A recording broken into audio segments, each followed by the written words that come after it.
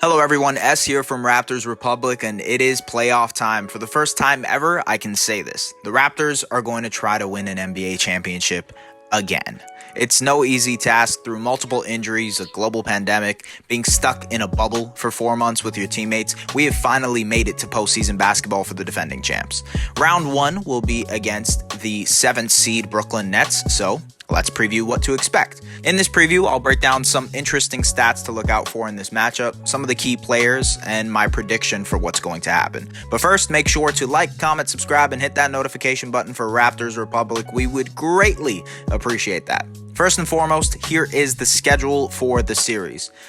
Yay! More afternoon games. The Raptors won this season series 3-1, with the lone exception being a win by the Nets that broke the longest winning streak in franchise history for the Raptors. But other than that game, the Raptors have handled the Nets fairly easily throughout the season. This year has definitely been a transition year for the Nets because they missed Kevin Durant the entire season. But even in the bubble, it looks like a completely different team than it did in the regular season. No Kyrie Irving, no Spencer Dinwiddie, no DeAndre Jordan, Taurean Prince, or Wilson Chandler. So it's hard to look at what they did in the regular season and try to see what we can expect from this team in the playoffs, which leaves us with their bubble games, which sure provides a small sample size, but probably most accurately defines what this team currently consists of. Despite being depleted, they went 5-3 in the bubble, with big wins against the Bucks, Clippers, and Magic, which helped them move from the 8th spot to the 7th seed in the span of 8 games. They surprisingly have a top 10 offense in the bubble at 8th, but not surprisingly, they have a bottom 10 defense. They score in bunches, but they also let in buckets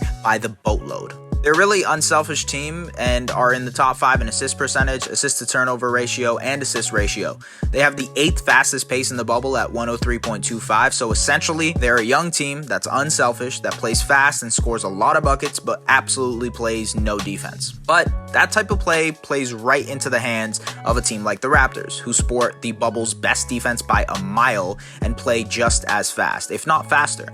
What I think will be interesting will be the game in the open floor. Both these teams love to run in the fast break, and both haven't defended the fast break that great. The Raptors are 3rd, and the Nets are 9th in fast break points. Meanwhile, the Raptors allow their opponents to score 13.8 points in the fast break, good for 18th in the league, and the Nets allow 11.8 points in the fast break, good for 13th in the league.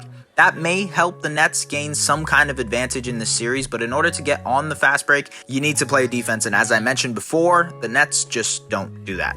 Their opponents averaged nearly 120 points per game in the bubble through 8 games, which is just not good. Also, the Nets get a good portion of their points in the paint, averaging 49.3 points in there. But to counter that, the Raptors had the 2nd best paint defense in the bubble, only allowing 37 points in the paint per game. All in all, statistically and pretty much everything else, the advantage goes with the Raptors heavily. They are heavy favorites, but there are some ways that the Nets can stir the pot a little bit. Let's move on to some key players in this series.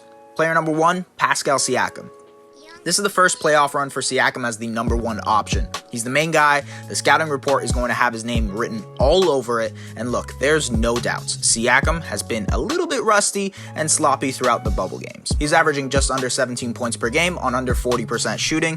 He's not getting to the free throw line as much as he was during the regular season, getting to the line only 4 times in the bubble and shooting only 71% at the charity stripe. And yes, he's turning the ball over a little bit too much. But if there's one series where Siakam can settle into things and find himself offensively, it's against a bad defense in the Brooklyn Nets. This is a perfect stepping stone for him to prepare for tougher playoff series down the road. Player number 2, Caris LaVert. LaVert has been awesome all season for the Nets when he's played. He's burned the Raptors on multiple occasions, and he's probably going to be swarmed on the defensive end because he is the Nets' number 1 option. LaVert, through 6 games in the bubble, is averaging 25 points at an efficient clip. This could be an important series for LaVert because there have been numerous rumors that the Nets are looking to find a 3rd star to pair up with Durant and Irving. And this is either his chance to prove that he is that 3rd star or that he's the trade bait with great trade value. Player number 3, Joe Harris. Harris has really developed into the Nets' secondary scoring option in the bubble, averaging 20 points a game and adding lethal shooting behind the arc for Brooklyn. That provides an opportunity for Brooklyn to find some offense in the series because the Raptors give up a lot of threes, specifically corner threes, where Joe Harris shoots above 60% from. It's a contract year for him, so he's looking to get paid, and I can expect him to have a big series and really be a thorn in the side of the Raptors' otherwise elite defense. Player number 4, Kyle Lowry.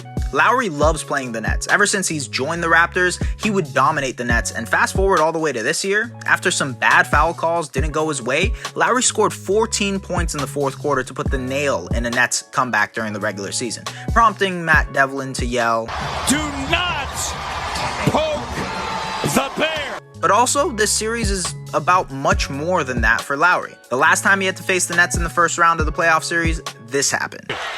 Gets it to Lowry at 5 seconds. Lowry, Williams, the tight defense. Here is Lowry on the deck through 2. Lowry put it up. It's blocked by Pierce, and the Nets win the series. As Paul Pierce, waiting in front of the rim, denies the shot and sends Brooklyn to the second round. And look, it's been a long time since then. He's become a champion and an all-star in this league, but I think Lowry has been waiting at this opportunity for this to finally come full circle, for him to have his revenge series and dominate a lackluster Nets team. Out of all of those reasons I've mentioned in this video, and you have my prediction, I believe we are going to get the first ever clean sweep for the Toronto Raptors in franchise history, unless we drop Game 1 like we usually do. Be sure to like, comment, subscribe, and hit that notification button for more Raptors Republic videos. Also, check out my new game show called Whose Take Is That Anyways, where I feature tons of different personalities from Raptors Twitter on a Raptors-themed game show. Have a good one, and let's go Raptors.